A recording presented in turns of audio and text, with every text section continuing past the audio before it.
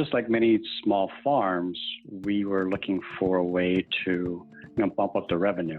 And with the industrial hemp program, we saw this as an opportunity to liven up the revenue for the farm and just bring the farm up to a newer level. Yes, we're all reaching for newer levels. That was Rich Yang from Under the Sun Hemp in Morrisville, Pennsylvania. This is the Lancaster Farming Industrial Hemp Podcast. My name is Eric Herlock, and on today's show, we're going to talk to Rich and his business partner, Nicholas Cole, about their hemp operation in Bucks County, where they just installed a new drying facility. But first, I want to talk a little bit more about the Pennsylvania Hemp Summit that's coming up in about 3 weeks. If you've been listening to the show, you've heard me mention it before. And as you know, Lancaster Farming Newspaper is hosting the reception on Monday night, October 7th, where we will be taping a live episode of this very podcast. But we haven't talked too much about the summit itself that takes place the next day, October 8th. So I thought we'd check in with someone from Team Pennsylvania, the group that's organizing the event. Hi, good morning, Kelly Kundratic. Welcome to the Lancaster Farming Industrial Hemp Podcast. Hi, Eric. Thanks for having me. Yeah. Could you give us a brief introduction as to who you are and what you're up to with Team Pennsylvania? Sure. My role here is Manager of Agriculture Policy and Programs. And really what Team Pennsylvania does, we're a public-private partnership for the Commonwealth of Pennsylvania, really to advance economic development initiatives. Cool. And that is what brought you to the 2019 Pennsylvania Hemp Summit, right? You're actually the one putting it together, or one of a few putting it together? One of a team. I like to recognize that there's a team of us doing this in partnership with the Department of Agriculture and putting together a really great panel of many exciting speakers from all over. Cool. Can we talk about that? I mean, this is the Tuesday, October 8th in Lancaster at the Convention Center. Can you tell us sort of how the day is structured and what's in store for attendees? Sure. Recognizing that there is a lot of interest from many different parties in kind of this hemp space that we're working in right now, we tried to create a dynamic day agenda and speakers attracting to this that would fit interest for a lot of different folks. So the day kind of flows from some plenary sessions in the morning, everyone all together, to a couple breakout sessions that are focused on different areas of interest. So we have what we're calling tracks, one for investors, one for business, and one for kind of the farm base. And then we kind of go back together to a plenary, then break out again to a session, and then pull it all back together at the end of the day for another plenary session. Okay. Can you talk about who some of the the featured speakers will be? Sure, absolutely. So Secretary Russell Redding will kind of kick us off in the morning, and we'll have one of our speakers from Gen Canna also coming to speak to us during that session. Later in the day, we're really excited to have in the final session some of our federal regulators from DC coming up to talk about the federal regulatory landscape moving into 2020, which is going to be really important for a lot of supporting industries that are wanting to be involved in supporting hemp. We think about banking, we think about the agencies here at the state level that also need to get involved, that are really kind of waiting on these federal guidelines and really want clear direction from the feds. Okay. So we're looking forward to that too. Okay, good. Yeah, it looks like going to be a great event there in Lancaster. Is there anything else you'd like to share with our listeners about the summit? Certainly encourage folks that are coming into town. Definitely book your rooms at the Lancaster Marriott. We have a room block there. So please feel free to stay and come the night before for the networking reception, also on October 7th, that we're partnering with Lancaster Farming to host. Yeah, that's going to be fun. All right. Well, Kelly, thanks very much for your time this morning. Thank you, Eric. We're really looking forward to this. Yeah, me too. So, I'm looking forward to the live podcast where we can all be together to talk about hemp, to celebrate the first year of the hemp industry in Pennsylvania. So the way this live podcast show is shaping up, The first part of it is going to be a conversation between two plant breeders, both of whom have been on this show before. But today I thought we'd check in with both of them just to get a sense of what's in store for the live show.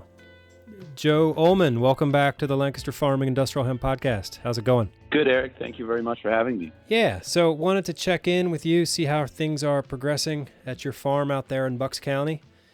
Are you in harvest mode right now? Yeah, we're not harvesting quite yet. We're in the latter stages of a breeding run that's going on. We're at today is day 49 of about an 85-day cycle. We are in flower.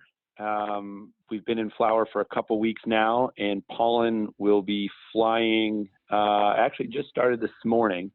It's probably going to be flying around for about a 10-day period, and that's a good thing because we are breeding in a secluded spot. We don't have any other growers within 5 miles of us, so I feel very confident about no cross pollination. Oh, good.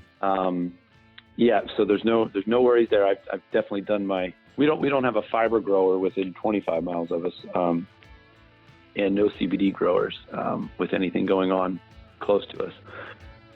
The ones that all have feminized seed, and their fields have been walked, and they're looking good. Our crop specifically is an auto flowering variety that I intend to bring to market next season for growers next season, and it's about a 70-day flowering time, and it's looking good right now. I said 85 days because in order to ripen seed for sale, you have to go a couple extra weeks in order to get that seed to be nice and viable, because we want all of our growers to be successful. So they need to have good seed that's going to germinate, so that they're not disappointed when it comes time for next spring for sowing the seeds. Right. Well, that brings me to something here. So you're going to be one of our sort of featured panelists and guests at the Pennsylvania Hemp Summit on the Monday night reception. And you're actually going to be talking about seeds, right? And why it's important to know what your seed farmer and where your seeds come from. Yes, absolutely. Thank you very much for putting that panel together. Myself and Tom Culton are going to be on it. Hopefully I didn't spoil that. But Tom and I are both, we've been speaking about it. We're together. We're very excited. We're both plant breeders, and we both intend to bring good genetics to the Pennsylvania marketplace next season. All right. So you'll have lots of good information for listeners then at the summit. And for those of you listeners who can't get to the summit, we will be publishing that live podcast a couple days later on the show. So looking forward to some great information about hemp seeds. Absolutely, Eric. I'm excited to get there and share some knowledge with all your listeners. Yeah. Is there anything else you want to talk about today? One thing that popped up when I was just kind of thinking about something was why are seeds, and why would a grower choose seeds versus clones? Right. And the two reasons. One, seeds produce a taproot. Clones do not. On average, a seeded plant is going to produce about 20% more biomass than a plant from clone. And so that's one reason. And the other reason would be seeds happen to, plants grown from seed do better because from a disease perspective, because the seed breaks the life cycle of the disease life cycle. Clones can harbor, because you're keeping a mother plant alive for an extended period of time, they are more susceptible to disease. And the only way to break that disease life cycle is to kill the plant effectively 100%. Obviously, spraying stuff and chemicals and whatnot, and cultural practices can help. But the only surefire way is for the plant to die, and therefore the disease dies. Right. So here's Mother Nature has developed that over time and that's why seeds are produced. So growing from seed, I think, has a lot of advantages for the grower, and not that clones are bad. I think clones are very much a part of our industry, but I'd like to see more growers get into seed. And so you'll be on hand at the summit to answer questions too for people. Absolutely, I will. Hopefully, I'll also have time to mingle and be social. But I'm really looking forward to your Monday night event, and I can't wait. It should be exciting. Cool. Yeah, I'm excited too. All right. Well, we'll see you in Lancaster on October 7th. Sounds good, Eric. See you there. All right. Thanks, Joe. All right. And like Joe mentioned, the other plant breeder on that panel discussion for the live show is Tom Culton. Hey, Tom. How are you? Good morning, Eric. Nice to hear from you. Yeah. So what's going on? Are you in harvest mode right now? We are in definite harvest mode. Can you sort of describe the scene at your farm this morning? I'm sitting here drinking a cup of coffee in my one of the drying barns and overlooking one of our fields being quickly dismantled by about 15 people. Wow. Just happy to get them out of the fields with beautiful weather. I mean, I've been talking to some friends out west, and I guess they're kind of getting a little taste of what we had last year. So. Yeah, right. A little too much rain out there? Too much for them. Usually it's kind of dry around now, I think. Yeah. So they're not used to the moisture because they had dry last year, and they had a beautiful season out there last year. And here we obviously had shit. So it ebbs and flows. It does. So I was talking to Joe Ullman, and you guys are sort of like the featured guests at the live podcast taping that we're doing at the summit. Mm-hmm. And so Joe's going to be talking about seeds. Are you going to be talking about something similar, or what's your approach? I will be talking about breeding and seeds as well. We're working on some autoflower projects here and as well at other sites. So that's some exciting stuff. Hopefully we'll have some limited selections to offer for the next growing season. That's still up in the air, but it's about a 75% yes. We're just going to have to run some tests and make sure everything's kosher. And yeah, I'm just going to be talking about the work that we've been doing with breeding and just the kind of approach that we're taking with how we're selecting varieties to work with and what our end result, what we're shooting for. Cool. You've got some exciting things happening there on the farm, I take it. It's very exciting times. Cool. And then you'll be around the summit a little bit longer to maybe answer questions from people and network a little bit? Absolutely. I'm going to make myself available for both those days. So if anybody wants to talk to me or, I'll be more than willing to, I'll be around. Cool.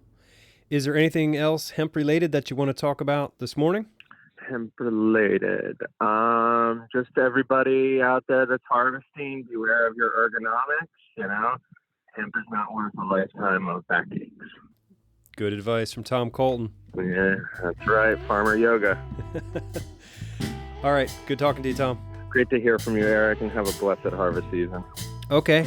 Tom and Joe will talk about plant breeding and seeds, and maybe we'll get to hear some more about autoflower.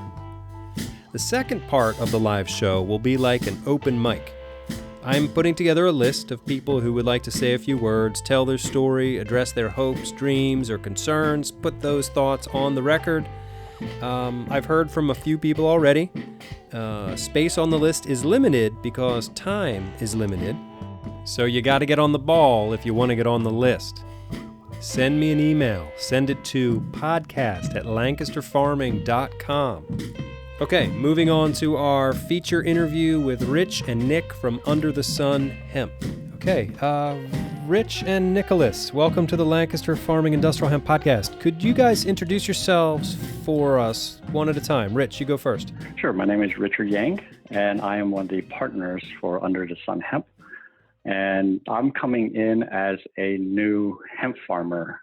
I worked mostly with coffee and teas previously, and in Under the Sun Hemp, I'm managing predominantly the business side and working with the farm that we're growing at and just coordinating all the efforts, the ins and outs, as the farm is an operating farm on other factors. Okay. And Nicholas? My name's Nicholas Cole. I'm another one of the partners here at Under the Sun Hemp. I'm also the head grower. My background is in medical marijuana and organic farming. Okay, so you are all up in Bucks County. Tell me a little bit about where you are and what the farm is like. Sure. The farm is set on about 100 acres, and 69 acres is arable. We do have an apple orchard, a classic CSA farm, growing vegetables all organically and certified organic, USDA certified organic and Pennsylvania certified organic. And, just like many small farms, we were looking for a way to, bump up the revenue. And with the industrial hemp program, we saw this as an opportunity to really liven up the revenue for the farm and bring the farm up to a newer level. Sure. We are based in Morrisville, and it's the farm itself is a bit of an oasis within a suburban area. But given the fact that it's a preserved farmland, we wanted to, maintain some type of growth within the spectrum. And, hemp just seemed like a very interesting venture to step into. And especially with Nicholas joining the farm last year and having the experience, we decided to jump in. All right. And so how many acres of hemp are you growing? And you said you're growing for CBD? Yes, we are growing approximately 2 acres. Okay. So very small in respect to some of the farms that you've spoken to. Yep. Can you talk about the varieties that you've got there on those 2 acres? Sure. I will actually have Nick answer this because he is our product expert. Okay. Oh, yeah, sure. They seem to be a pretty popular strain. We got our varieties from Oregon CBD. We have the Suver Haze, the Hawaiian Haze, and the Lifter. Okay. And kind of our reasoning for that is they have an earlier flowering period. Mm-hmm. So instead of 12 hours of daylight, they start flower at 15 hours. So okay. In the East Coast here with our humidity, it kind of gives us a little bit of an advantage to beat out some of the chill and the wet in the later parts of the month here and next month. Okay. So you must be in harvesting mode now then, right? We are full on, yeah. We're going to town. Can you describe that harvesting process? Like what size crew do you have? How are you taking it to the drying facility, et cetera? Sure. We have our crew size varies depending on volunteers, but our first goal was to fill the newer dryer space, the more tuned dry space with our nicest flowers. So right now we're out shaving mostly the tops and the outsides of the plants of the nicer, bigger buds until we have that room filled. And then we'll use the rest and cut down this whole plant and hang for biomass. So what we've been doing basically is Rich and myself, since we've been out with the plants the most, we'll go out and we'll cut the flower, and that'll get taken by somebody to a truck that drives it down a little ways to the barn where we have our structure built to dry in. Okay. No, go ahead. Well, I was going to ask about that drying facility. Is that a new piece of infrastructure that you just put in this year? Yes. Yeah. Can you describe that facility and what sort of went into creating it? Sure. So that's one of the efforts that we had. I'm sure many other new industrial hemp farmers hit a snag on in respect to where to dry and needing to meet the specifications that I think in one of your podcasts with the metrics that are needed for a dry space. Mm-hmm. Our initial space just was deemed too small, so we actually had to build a 6,500 cubic feet structure within an existing barn that's on the property. Oh, okay. So, when we actually just finished that about 5 days ago, over a 7-day period where Nick and I were doing a lot of labor, but we did also have a experienced contractor that was helping us with the build. Always a good move. Yes. Okay, so what is sort of like the hanging structure in there? Like, what are you hanging the plants on? So currently we have, it's about 10 feet high, and we simply got some wires that's strung up on the top end around, I think, 9.5 feet, and another set at 5 feet. And from those wires, we have trellis netting hanging from there, and that's where we are hanging the flower to be dried. And then do you have like a system of fans and dehumidifiers? Yes, we do have 2 air conditioning units and dehumidifiers that are running in there. It's not running all day long. It's just depending on what the weather situation is. Mm-hmm. And these aren't anything sophisticated. They are simply your classic room air conditioners and maybe like basement dehumidifiers. Oh, okay. Because partly is, cost factors. We are running pretty, we're trying to, tighten our belts as best as we can. Sure. And, which requires us to do a lot of hands-on monitoring throughout the day. Okay. And so how are you keeping up like with the moisture levels? Like, when are you going to know that it's done? We do have a moisture meter in the dry room, and we're checking it daily. Okay. We are, Nicholas, as the product expert, is leading the observation and also making the determination of when we finish the drying. Are there any sort of hard lessons you learned in construction of this drying facility that, if you were giving advice to someone who was about to do it, give them some advice?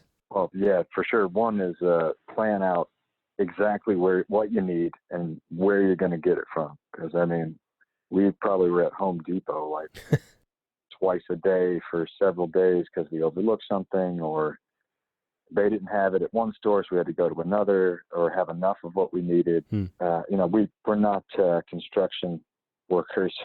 We had the contractor help for about the 2 days to put up the main skeletal parts of the build, and then we had to get the rest of it. But definitely have a solid plan down for that. Okay. Yeah, and a lot of it is trial and error. If you were actually here and had a chance to see the dry room, you'll see that even the way that we designed, we put up the plastic around the ceiling and on the walls.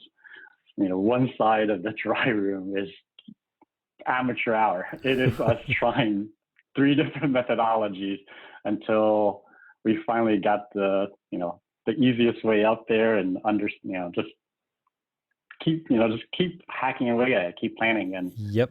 To be honest, it just, without being construction experts, we just did the best that we could. And, it turned out much better than I think both of us had hoped.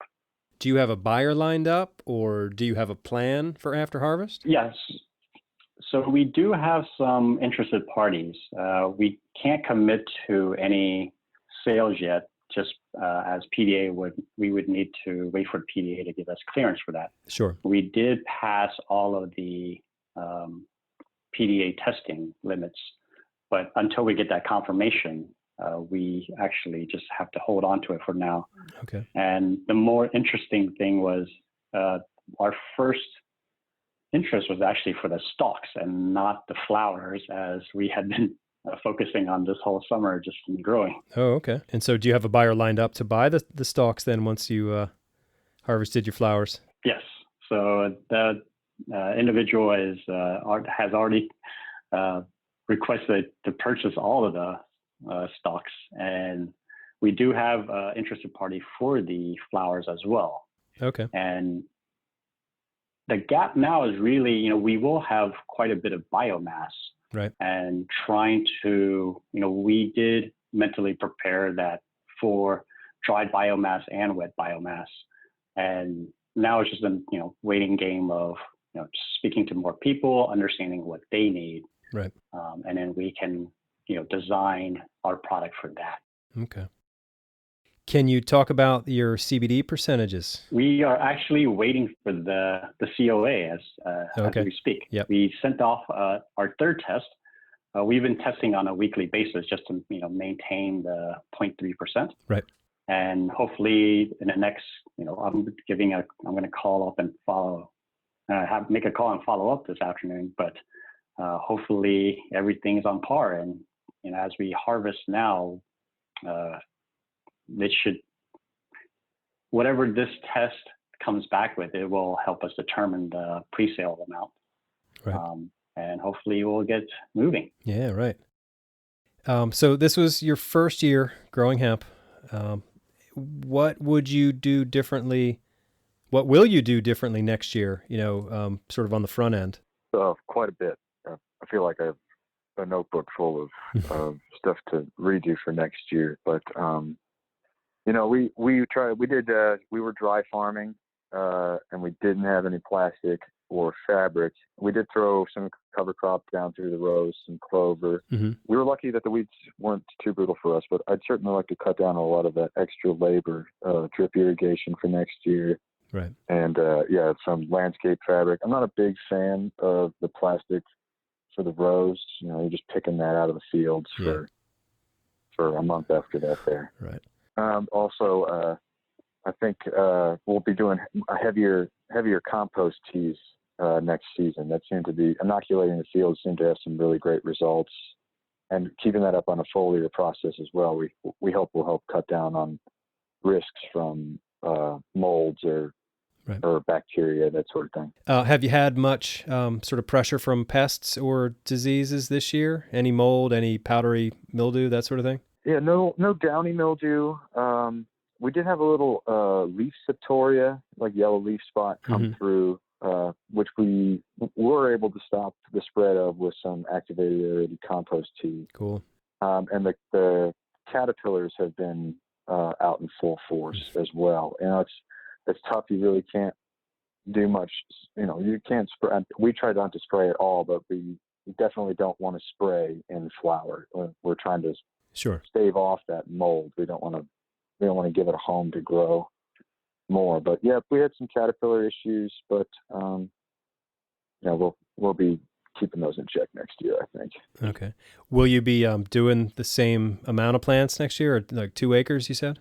Yeah, we're still kind of looking at that. I guess it will depend on who's buying, what people want this season. But I personally would like to, go smaller and focus on more boutique, better tended to flowers, because we'd ultimately get much larger yields out of less plants if we were both able to fully treat them, train them, and prune them properly. Which we were able to do some in a small garden we had off to the side this year that had some really killer results. But we didn't want to mess too hard with the field out there on the off chance that the plants didn't like it for some reason. Okay. Is there anything else you want to tell us about your operation? Sure.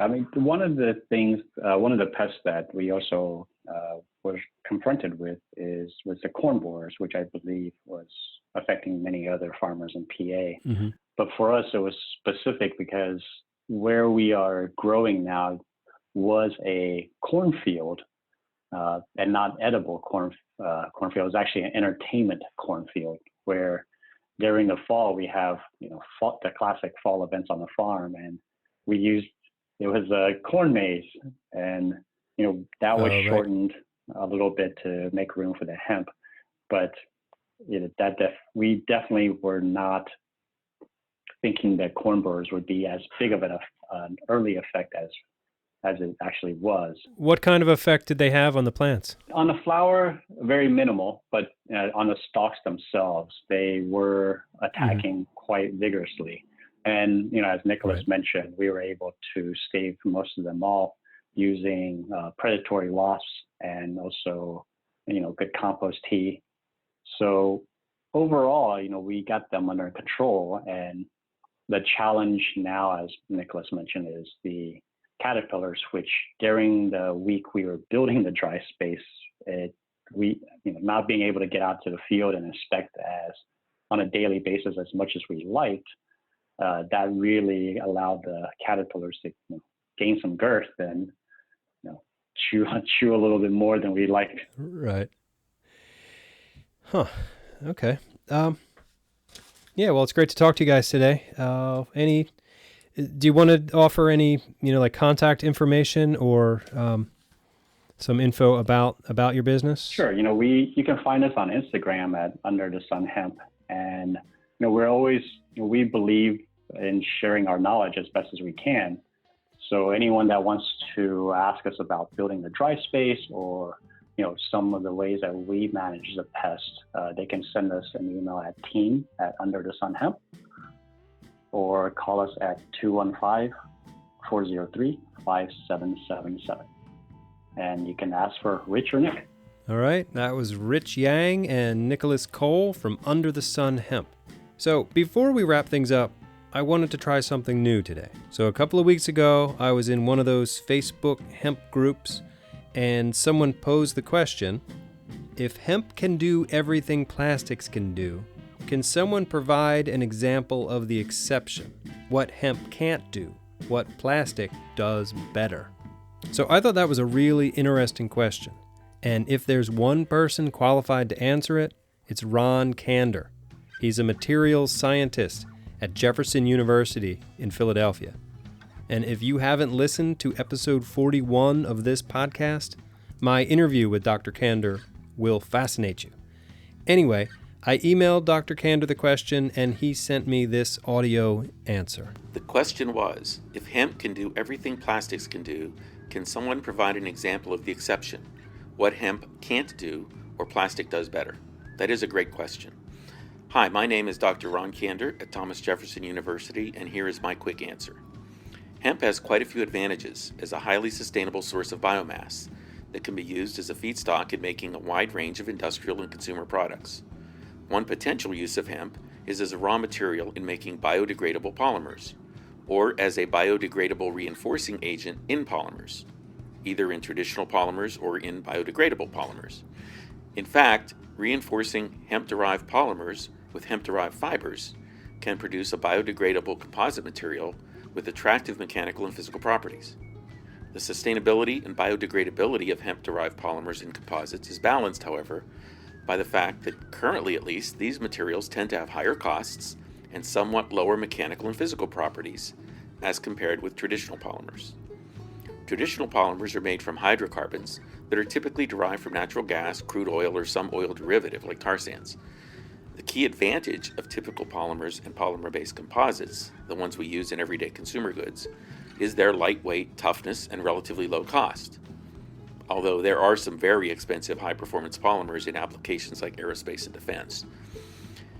Traditional polymers, however, are relatively easy to mold into complex shapes, have reasonably good mechanical properties, not as good as metals and ceramics, but good enough for a wide range of applications. And they have great durability in a wide range of environments. It is this last property that is the Achilles heel of biodegradable polymers and composites, whether they're made from hemp or some other biomass like corn, wood, or soybean. The simple fact that these materials are biodegradable, which is good, means they break down by bacterial decomposition over time. This means they will not be as durable as traditional polymers and composites in typical consumer environments like water, UV light, heat, oxygen, etc. So, hemp-derived polymers have many advantages, but are outperformed by traditional polymers when it comes to cost, mechanical properties, and long-term durability. Research and development efforts can reduce the cost and improve mechanical properties, but it will be difficult to address the long-term durability problem if we want the material to remain biodegradable. So, this is Dr. Ron Kander, and that was my quick answer to a very good question. Thanks, Dr. Kander. All right, so that does it for me. Remember, get your tickets for the Pennsylvania Hemp Summit. You can go to teampa.com/Pennsylvania PA Hemp Summit. All right, my name is Eric Herlock. I'm the digital editor at Lancaster Farming, and until next time, I'll see you in the newspaper.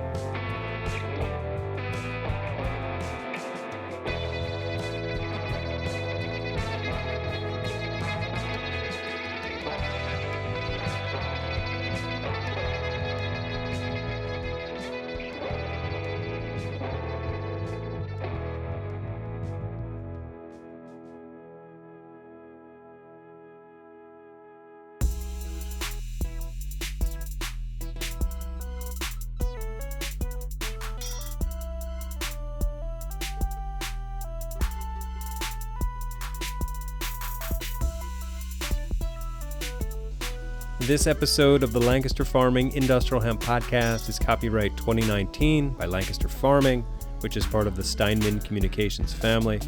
Today's show was written and recorded, edited, and produced by Eric Herlock. The music you hear is courtesy of Tin Bird Shadow. To learn more about Tin Bird Shadow, go to tinbirdshadow.bandcamp.com.